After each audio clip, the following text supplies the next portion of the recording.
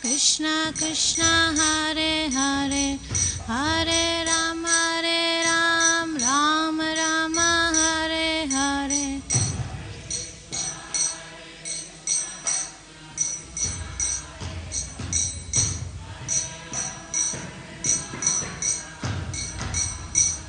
Jaya Radha Madhav Jaya Radha Madhav Radha Madhav Jaya Radha Madhav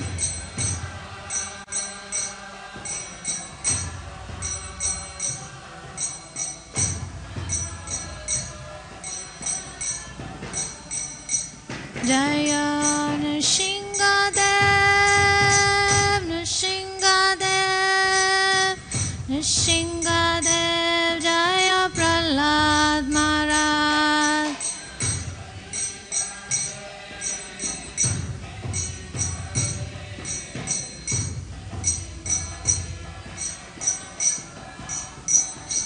Jaya Panchatattva Jaya Panchatattva Panchatattva Jaya Panchatattva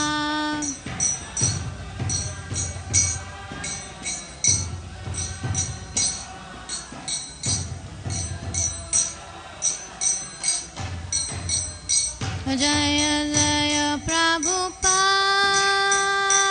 Prabhupada Prabhupada Jaya Jaya Prabhupada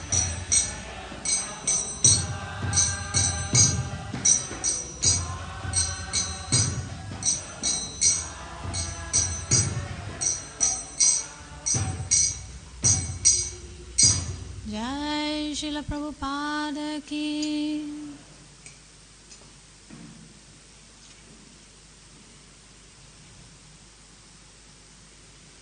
Om Namo Bhagavate Vasudevaya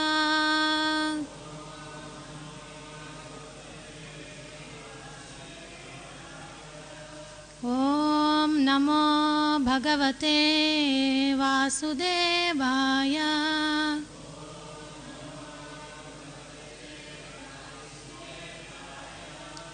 Om Namo Bhagavate Vasudevaya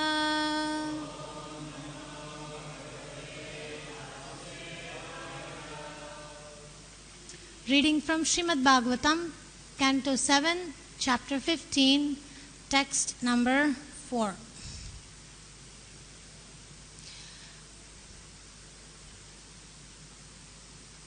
Deshakalochita sraddha Dravyapatrarhani cha Samyak bhavanti naitani Vistarat svajanarpanat Deshakalochita shraddha Dravyapatrarhanani cha Samyak bhavanti naitani Vistarat svajanarpanat Deshakalochita shraddha Dravyapatrarhanani cha Samyak bhavanti naitani Vistarat svajanarpanat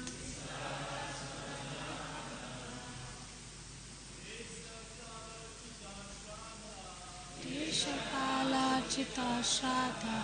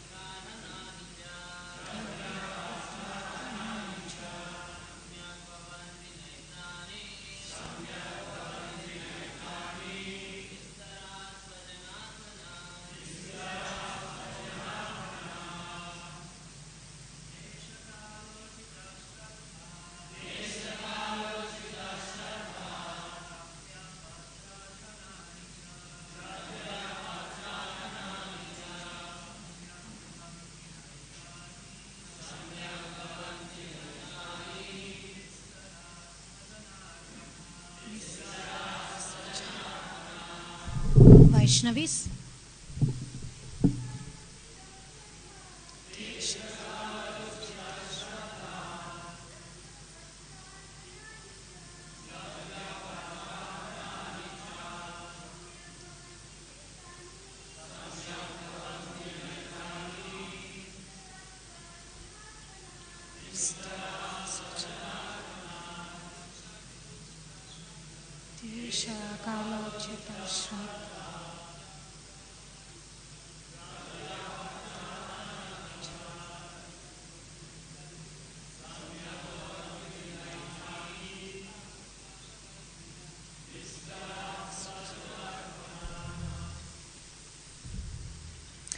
Word by word translation. If you like to repeat. Desha, place. Kala, time. Uchita, proper. Sraddha, respect. Dravya, ingredients. Patra, a suitable person. Arhanani, paraphernalia for worship. Cha, and. Samyak, proper. Bhavanti, are. Na, not. Etani, all these. Vistarat, due to expansion. Swajana arpanat, or due to inviting relatives. Translation. If one arranges to feed many brahmanas or relatives during the Shraddha ceremony, there will be discrepancies in the time, place, respectability, and ingredients. The person to be worshipped and the method of offering worship. Purport by His Divine Grace, A.C. Bhaktivedanta Swami Srila Prabhupada. Jai Srila Prabhupada.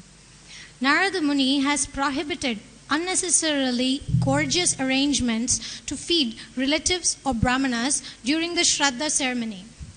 Those who are materially opulent spend lavishly during this ceremony. Indians spend especially lavishly on 3 occasions: at the birth of a child, at marriage, and while observing the Shraddha ceremony. But the Shastras prohibit the excessive expenditure involving in inviting many brahmanas and relatives, especially during the Shraddha ceremony.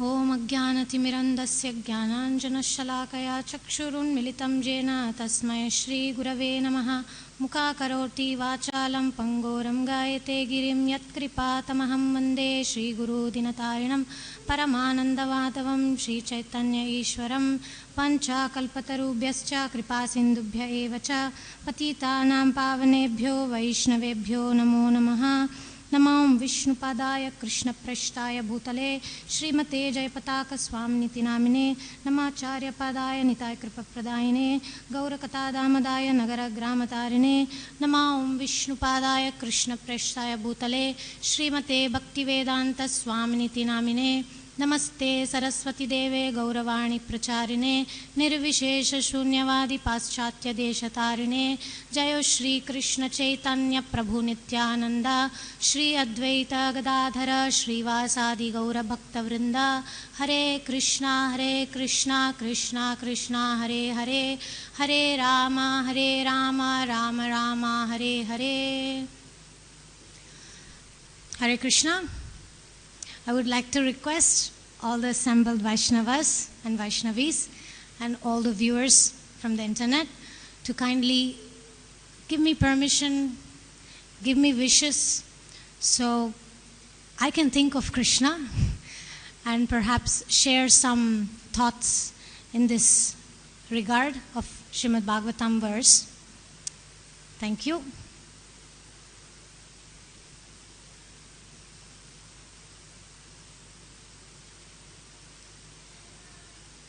Last week, there was these verses regarding why there was a necessity of deity worship.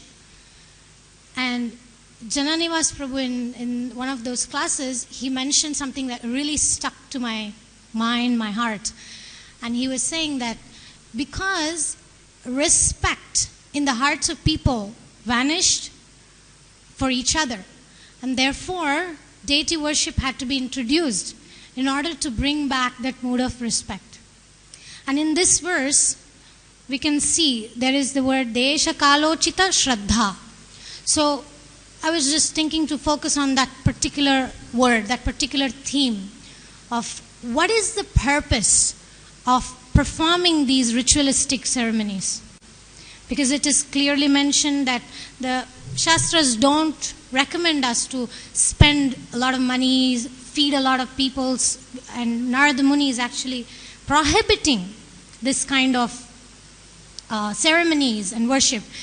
And this morning during Guru Puja, I was just thinking, I'm actually taking this IDC, the ISKCON Disciples course, and we are studying about the importance of worshipping our founder Acharya. And I was in the Guru Puja and I was singing the prayers, and I was thinking, it is not a ceremony or ritualistic thing that every day we do Guru Puja, right? It's not just because we are supposed to do it. If we don't do it, then, there's going to be a sin. We're going to lose out on some good karma. It's not the reason we actually do Guru Puja. Why? Why we do it? We do it because we want to re-establish, or we want to remind this mind the commitment that we have towards Parampara, towards Srila Prabhupada. We want to reinforce or renew our faith. That is the reason that we actually do Guru Puja. And similarly, all these different ritualistic ceremonies mentioned in the scriptures, in the Vedic culture, it is not just for the sake of ritualistic ceremonies, or it is not just for the sake of fear of sinful activities, fear of not progressing further. It is all meant for developing that mood of respect in our heart. And in this case, Shraddha ceremony is done to respect our ancestors. Why? The whole purpose of doing this, by the way, I have seen dozens, if not more, of Shraddha ceremonies in my life, because I come from this Brahmana family, and every year there is my great-grandfather's Shraddha, there's my grandfather's Shraddha, there's the great-grandmother's Shraddha. Every year we remember them and they perform Shraddha. This particular question of why do we have to perform Shraddha used to be my favorite question in childhood. I used to harass my grandfather with all these kind of questions. What do you do during Shraddha ceremony? I would ask my grandfather. My grandfather was actually a devotee. He had met Srila Prabhupada. So I was very fortunate that he always gave me perfect answers, which nobody else could satisfy my curiosity. In fact, the day I asked him, why do you do this Shraddha ceremony? And he explained to me, it's because of gratitude.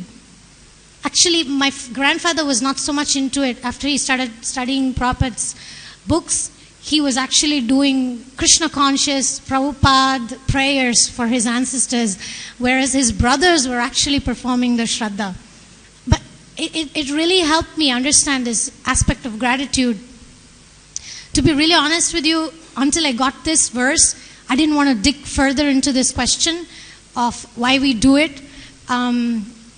Because the last time I actually deeply inquired about why do we do Shraddha, whom do we do Shraddha for, what is the purpose of it, that was the last conversation I had with my grandfather, because the next day he left his body. And I asked him, who do you remember? And he told me his name was Jayasimha. So he said, for example, if your father had to do Shraddha, he would say Jayasimha, and then he would say Narasimha, that was his father, and then he would say Krishna Simha. Simha is our family name. So in this way, we will connect back to our forefathers, and we recall the lineage of this Vaishnava Sampradaya, and we thank them for giving us this family, this care, this protection, this love. And in fact, I was as I was reading this section, I saw how the whole point is, this is the care for the soul. Okay, Shraddha basically is caring for the soul.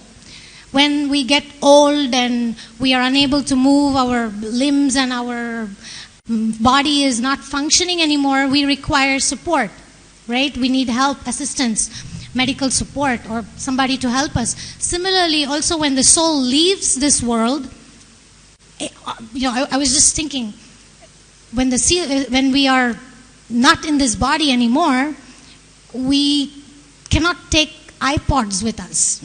So we can't remember and recite the verses for which I sometimes depend on the audio system. I don't even have my voice to chant the names. All that I have is the consciousness, right? So the whole point is, the consciousness requires, or apparently the philosophy behind the Shraddha is, somebody, your loved ones who are still in this Martya Loka, in this material world, need to help you to get back that consciousness. So, by the way, my grandmother passed away 3 months ago. So my father is still performing this Shraddha every month. So he was explaining to me how in the Garuda Purana, it is explained that the soul goes through quite a struggle. It goes through at least 1 year of journey. You know, this famous Vaitarani river. Prahlad Maharaj also is speaking about it. We'll come to that a little later. It goes, Ramanipati Prabhu, you must have studied Garuda Purana, heard it, right? There is a lot of these descriptions. Every time there is a soul who leaves this world, in the house of the departed soul, the Brahmana priest comes and recites Garuda Purana, telling them what the soul is going to go through. So my father was explaining, by the way, this month your grandmother is actually going to walk through the hot sun, and we need to give charity of shoes and umbrella to the needy people so that she acquires good credits, good karma, in order to pass through that easily. And actually, I told you, it takes 1 year, it seems, for the soul to really get out of the Vaitarani river, means out of this material world. This is if the soul is pious and has done all the pious activities. Still, it requires help from their children in this world to perform all these ceremonies to connect them to their next destination. By the way, in ISKCON, we don't really have a pakka, fixed up standard whether we should do Shraddha or it's completely forbidden. In fact, Lord Chaitanya himself did the Shraddha ceremony for his father. If we think about this practically, even devotees, when we leave our body, something needs to be done with the body. We cannot just say, we are the soul anyway, the soul left, just do whatever with the body. No, we still take care. We burn the body, and then we take the ashes, and then we offer to Mother Ganga. So it is, you see, the care is continuing even after this body is, the soul has left the body.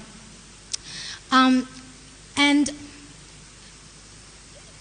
the soul, I don't know, I can get into different directions, but I just want to again stick to this idea of how actually we are dependent on Vaishnavas, mercy. Because in our case, when we become devotees, we are not depending on our children to do our Shraddha ceremony, and in that way, we are more in the line of Guru Parampara, and our saviors are our acharyas, and we need to have that strong connection with them. I have heard many times that how at the time of death for some of the Srila Prabhupada disciples, Srila Prabhupada personally came to take them. So as they were about to leave the body, they were like, "Oh, Prabhupada, you came." There were stories like this. It's amazing. So, this is our sampradaya. This is our, this is the way, this is our boat to cross this material ocean. Because why this Shraddha ceremony is not permanent effect? Why it is not recommended? Because it's Brahma Bhuvana Loka Punaravartino Arjuna. Krishna is saying that whichever higher planetary systems we go to, we have to come down. when I was talking about the Shraddha thing, my father actually told me one thing he realized was when he's performing these ceremonies, remembering the ancestors, being grateful, etc., he was also thinking, we were discussing about this point about envy. And then he was actually saying, one of the reasons to do this is to actually get rid of envy. In order to, I don't know deeply what his realization was, but when my grandmother was present, she has like 12 brothers and sisters, and it was very funny that exactly what this verse is saying, it happened. It is saying in the verse that there will be discrepancies in the time, place, and respectability and ingredients, the person to be worshipped, and the method of offering worship. So during that Vaikunta Samaradhana, that's like the 11th day after the soul leaves the body, they perform all these ceremonies and they invite all the relatives. So I heard that one of the sisters of my grandmother told, oh, but you know that particular dana, the charity that you're giving to that brahmana, it is not supposed to have the kurta piece in it. It was only supposed to have the dhoti piece. You have already made a mistake. There is a discrepancy in giving the charity. And then it was actually a reason for a big problem. And then all the brothers and sisters started fighting amongst each other. So one of the sisters said, I gave it perfectly, you didn't.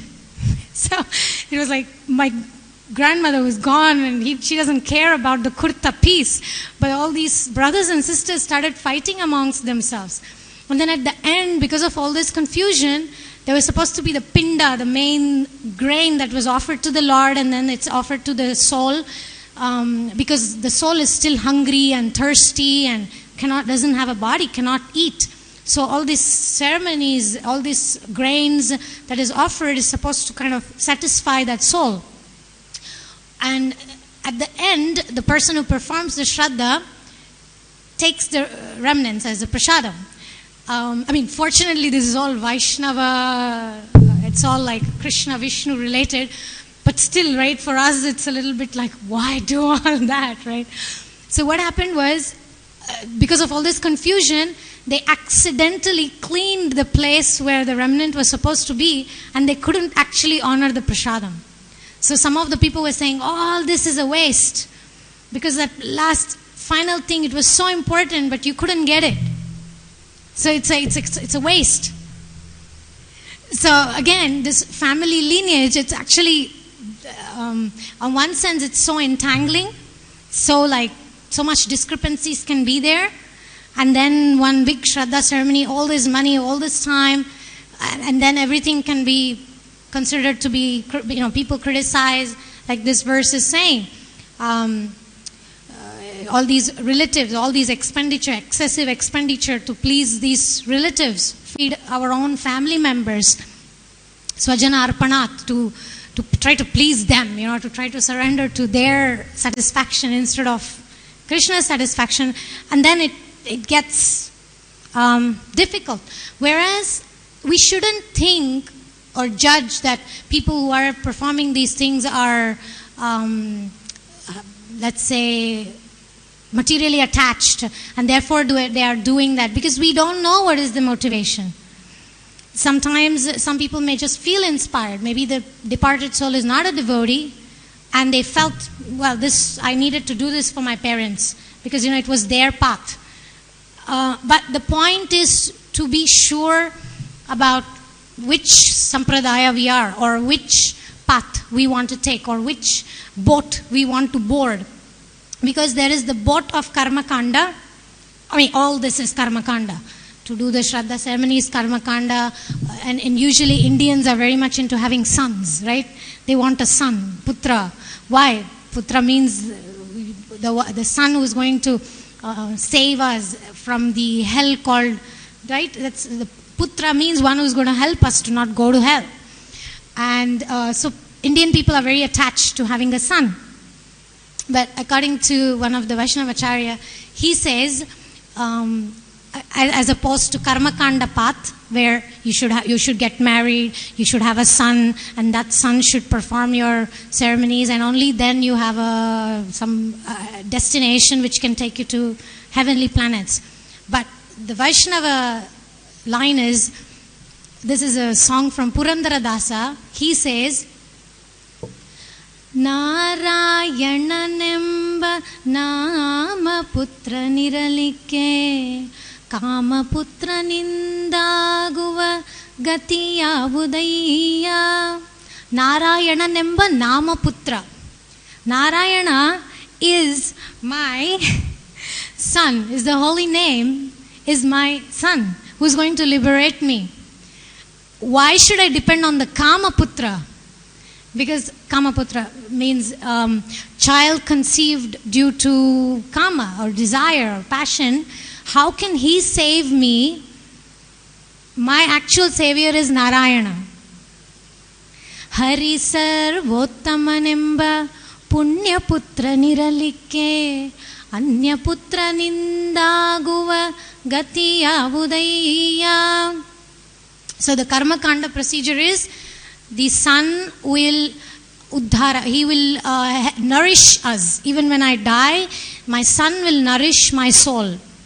But the Purandara Dasa, the Acharya, Vaishnava Acharya, is saying, actually Hari Sarvottama, Hari is my everything. So what is any other son, how is he going to nourish me? That is not my hope. So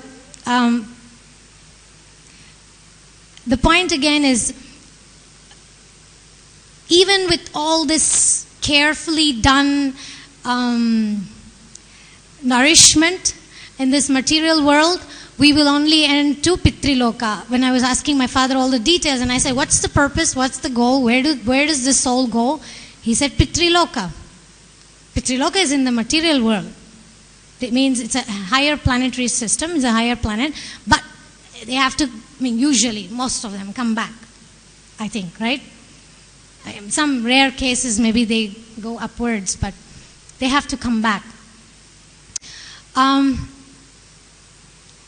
what is the problem with the heavenly planets? I really had this question for a long time. Sounds cool. Sounds like, almost eternity, stay there.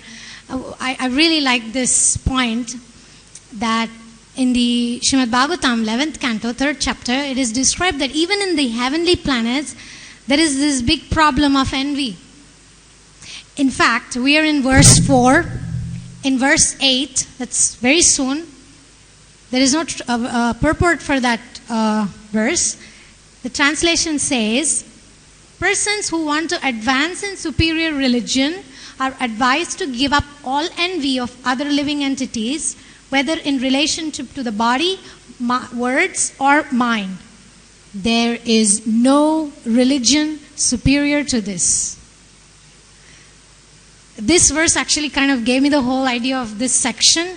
The whole thing is like, to give up that envy, we have to perform all these duties, take care of our ancestors, have children, so that we think beyond me and my body to taking care of the children, taking care of the family. So, and then the rest of the duties, it is all meant to, again, give up envy. But even in the heavenly planets, Prabhupada is giving this analogy of a king. He's saying, a king is envied by the ordinary citizens. The ordinary citizens are thinking, oh, this king has so much he's enjoying, they are envying him. But the king himself, he is suffering due to envy towards other kings. He's comparing himself with the other kings, and the kings are comparing themselves with each other. So there's the same situation in the heavenly planets. One Devata is thinking, oh, the other Devata has a better Apsara. Or the other Devata has a better airplane. So there's always this constant comparison. So the point is, until there is envy, we are stuck in this world. Until there is envy, we cannot go to the spiritual world. So that's the whole theme also of this particular section. In fact, this chapter is instructions for the civilized human beings. And the basic instruction is, whatever it takes, we need to kind of work through that envy, so we don't keep coming, Brahma, Bhuvana, Loka, Punaravartino, Arjuna, keep going and coming. And what is the problem also with the envy? I mean, personally, I was thinking, what is the problem? In the 4th canto, it is described that because of envy, we become antagonistic, or we become resistant to the authorities. We don't take good instructions even from our well-wishers. So, yeah, the mind is very tricky. Kind of, when we don't like a particular instruction, then we tend to think, oh, this is too heavy, and we don't want to take that instruction. So it seems that we become against the authorities when there is envy. So the point is to how to work on this. What is the practical, where am I coming to is, if there is no Krishna, that's where envy is there, even in heavenly planets. So every time we can actually put Krishna in the center, instead of thinking, what kind of comfort I'm going to have, how can I get out of this material world, just getting out of this material world is not the point. Like Prahlad Maharaj is saying, Naivo dvije paraduratyaya vaitaranyas. He's saying, I am not afraid of this Vaitaranya. Vaitaranya could also be translated as the material world. It can be translated as the, like we have different names to the material world, like this Dukkhalayam, Ashashvatam, or Martya Loka. We can call it different names. So Prahlad Maharaj is very confident. He's saying, I'm not afraid. Why? Because he is constantly engaged in, he is enjoying, what's the verse? Naiva dvije paraduratte vaitaranyas tadvirya gayana rasamrita magna chitta. So he is actually so blissful in glorifying the Lord. That reminds me of this shloka that I used to recite as a child. Vignarajane durvishayadolu magnavagi hamanavu mahadoshagnanangri sarojayugaladi bhakti purvakadi. The opposite of Prahlad. Prahlad is saying, my mind is completely absorbed in enjoying the glorifications of you, your pastimes. And in this verse it is saying the conditioned soul, it's magna, the same word as Prahlad is using. He's saying magna chitta, my mind is completely absorbed in enjoying your glories. And in this verse it is said, my mind is completely absorbed in durvishaya, all the negative things like envy, anger, lust. And how can bhakti enter when my mind is so absorbed in these things? So that's the point. When the soul is left the body, all it has is the desires, the remnants of all these accumulated envy or greed or anger, and based on that we get a certain kind of body, and then we come back and then we have to process those things. Okay, let me see what else.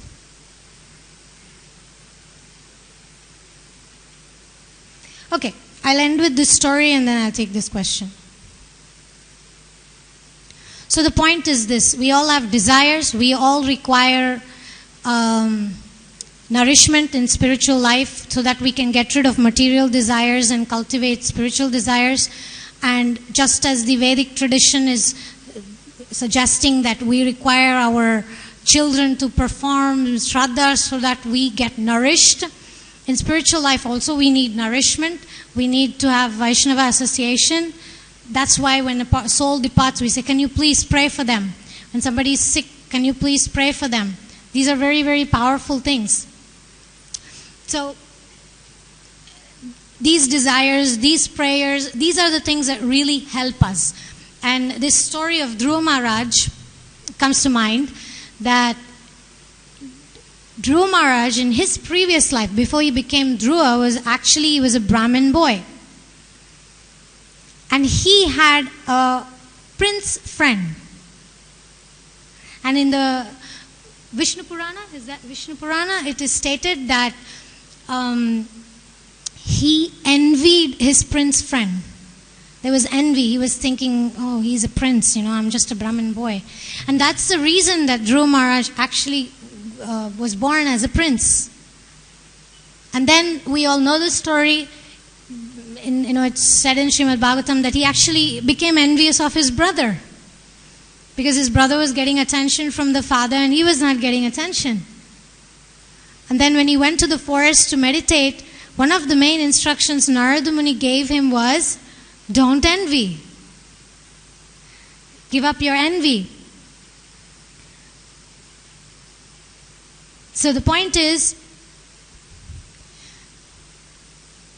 when we desire something, we may sometimes become very determined. This is what I need. This will make me happy. And we may tend to maybe compare ourselves with others and then go ahead with that desire. For example, Dhruva Maharaj. He said, I want to get what I want. So then he went into tapasya. And what happened? At the end, of course, he realized, why did I ask this? Why do I want to ask this thing? But still there was consequence. He had to still take up the whole administration and management of the whole thing. So the point is, if we act in any circumstance, if we act out of that envy, whatever determination, whatever austerity we may perform, we may entangle ourselves more and we may get into trouble instead of liberating ourselves from that. So all this material desires, all these material ceremonies, all this nourishment we are seeking materially is not the permanent solution, but the permanent solution is to have spiritual desires and to always take shelter of Krishna, always take shelter of the Vaishnavas. That's the thought for the day. Any comments, corrections, questions, answers?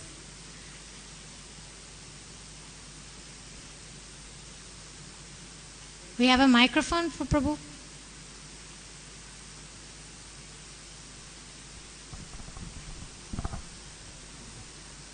Can you define pure love of God? Can you define pure love of God? Can you please ask a question that is related to the class? Oh, yes. Thank you. Sorry. Do you have any question related to the class? No, ma'am. Thank you. Okay. Can we please have questions related to the class? First, at least.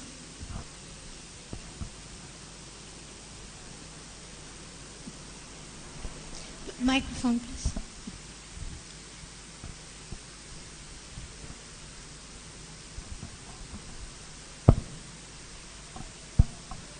Hare Krishna, thank you for nice class. Just want to ask one practical thing, like how often for the devotee sraddha should be performed? How often? Sraddha should be performed. Some sources say annually, like every year, and the day of departure sraddha should be performed. Some sources say just once. It will be not, because the liberation is sure just by this ceremony. Okay. How often should the Shraddha be performed? I mean, I can only share what I know, what I've heard. 3 things comes to my mind. The first thing is something, for example, my father, when he used to do the ceremony before my grandfather left, he would use the 3 heads, means, like I told you, Narasimha, Krishnasimha, the 3 heads which was before. And then when Jayasimha got added, the 3rd one left and the other 2 remained. So one thing is that there are supposed to be 3 generations. I think it's all about the group, or I don't know how it works there in the Pitriloka. They tend to take a certain amount and then they are together. The whole point is they're together. That's why they perform Shraddha. The whole family, the lineage stays together. That's why they are very attached to marrying in the same caste, so that you get the pure DNA and so on. So that's one thing. The 3 generations have to be performed, and until, like, for example, until my father is present, he has to perform for three of his previous generations. That's one answer. And then the other thing comes to my mind is there are 2 steps. First step is to do like my father is doing every month. Okay? I mean, my father is not an initiated Gaudiya Vaishnava official like that. He's chanting his rounds, he reads Srila Prabhupada's books, but he's not yet like completely in. So he's doing what is the system in the Madhva Sampradaya. So in the Madhva Sampradaya, for 1 year, they have to perform. First ceremony is on the 11th day. The second ceremony is on the 35th day. And then every month, they have to perform this ceremony in different holy places. So my father keeps saying, I have to still take care of my mother for another year. I mean, it sounds weird. She's not there around, but he's still meditating which holy place to go next. He was telling me, I have the responsibility to help her cross over this Vaitaranya river so she reaches Pitriloka next year, then I am free.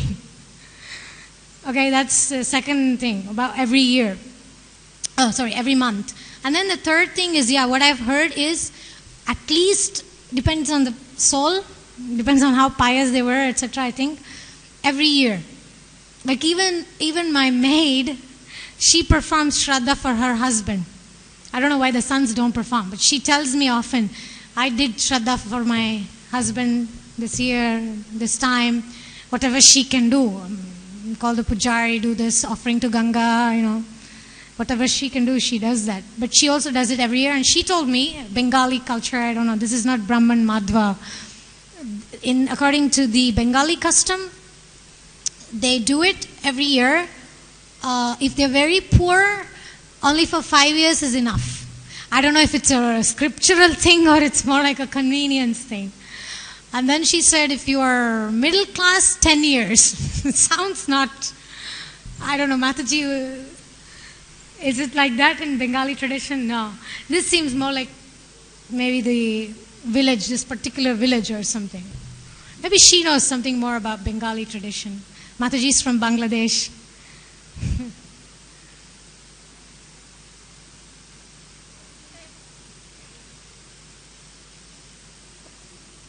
Please, you can share what is the Bengali.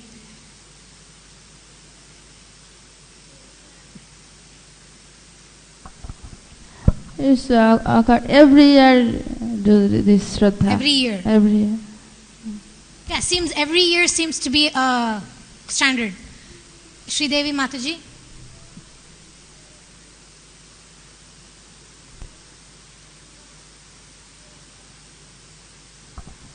Thank you. My question is a more simple, practical question. Okay, before the question, Vakreshwari Mataji, was that okay? We have to wait. Can we have the mic, please? Yes, sure.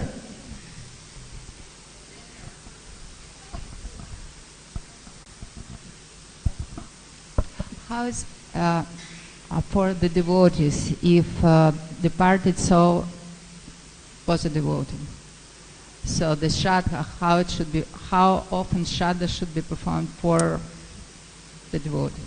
Like I mentioned, there is no standard in ISKCON. There is not like a set standard. And I'm not the expert with the Shraddha things. I mean, I don't know what should be performed. I'm not sure. At least, like I said, burning the body, bringing the ashes, performing this ceremony, this seems to be like the most commonly necessary done basic thing. And then, I don't know, every year. At least what I've seen most devotees do is feed devotees, offer prasadam, service in their name to other Vaishnavas, right? Seems to be like the powerful way to honor their memory.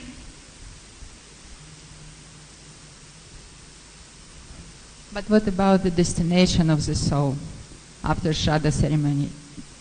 I mean devotee. Okay. I mean, first answer comes to my mind, depends on Krishna.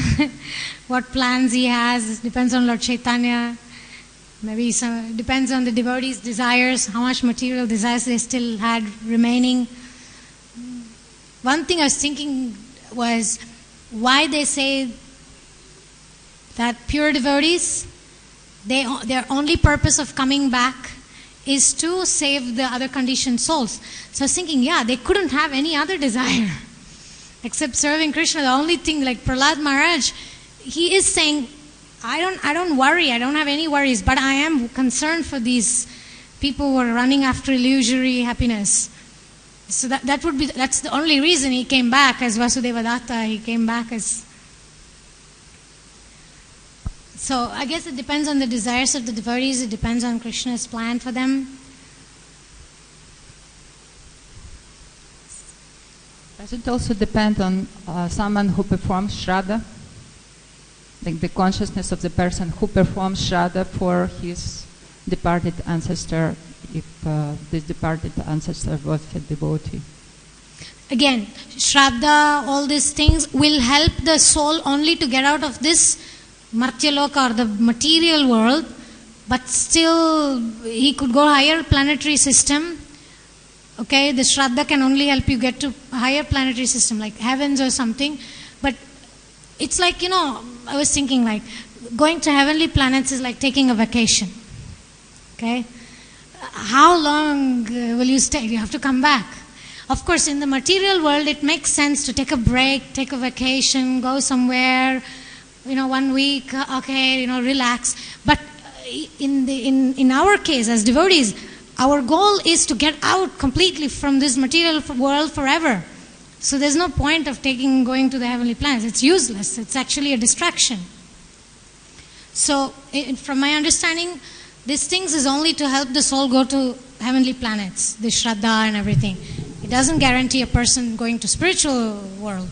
I think if you want to go to spiritual world, a lot of it depends on mercy of the Guru, mercy of devotees, definitely helps, but it also depends very much on our sincerity, our desires, our sadhana.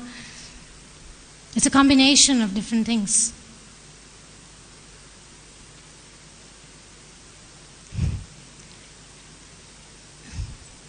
Shri Devi Mataji.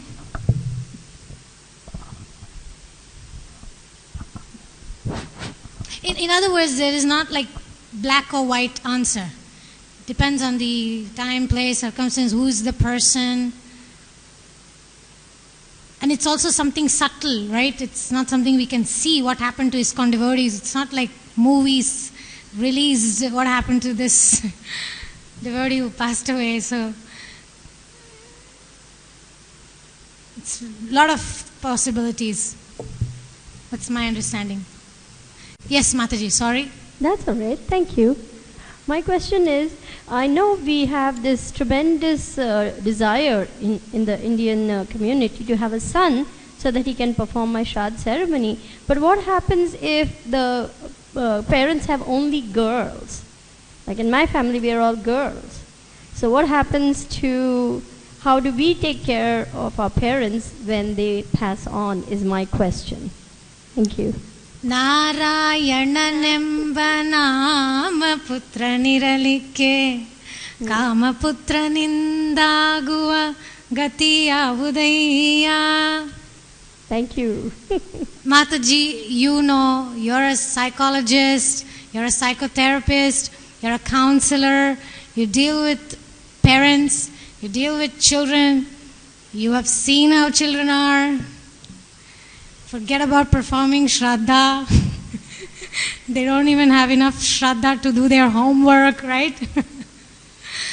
So the point is, it's really unrealistic to expect that our children will save us from the jaws of Yamaraj.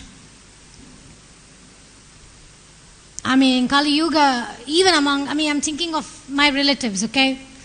Sorry, Dad. Okay, they perform all these shraddhas, etc. But if you really look at their lifestyle, if you really look at their desires or their children, their activities, I'm sorry, it's very contradictory. It's really like the bath of an elephant. Goes into the river, comes out fresh, take this dusty sand and put it on himself. So that's what is the Kali Yuga hope of the children will take care of us, protect us, will perform our sraddha. I mean, this, for me, honestly, this thing about, sometimes, among devotees, there is this question, like, you don't have children, right?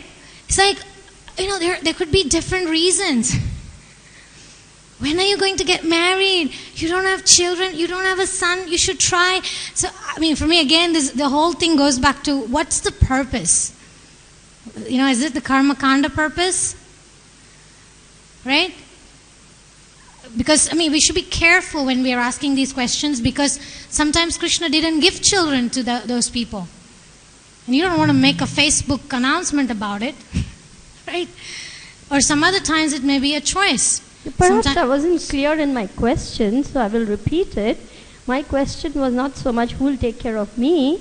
My question was, because we are all girls, when my parents pass on, who is entitled to perform the ceremony? Entitled? Or who is required, or who is, in charge of that ceremony? Usually the son-in-law can perform. Okay. Thank you. That helps. But, you understood my spirit. My spirit is to, let's work on our faith in the holy name. Let's work on our attachment to Krishna and not go back to the, we are already in the 10th grade. Why we want to go back to the 5th grade? Yeah, I get that point. That we are not here so much banking on our children to see us through. We are here to do our very best to get back to Krishna in this very material body, because you can't get back to Godhead then if you don't get back to Godhead now. It's not something that happens magically at the very last minute. Suddenly, well, it could by mercy of Guru and Krishna, but our job, I understand your point very well, that our point is to get as Krishna conscious as possible right now. Yeah, because it's Krishna consciousness. So consciousness is the main thing. Right. Thank you. Thank you very much for your attention and tolerance. Srimad Bhagavatam ki, Srila Prabhupada ki.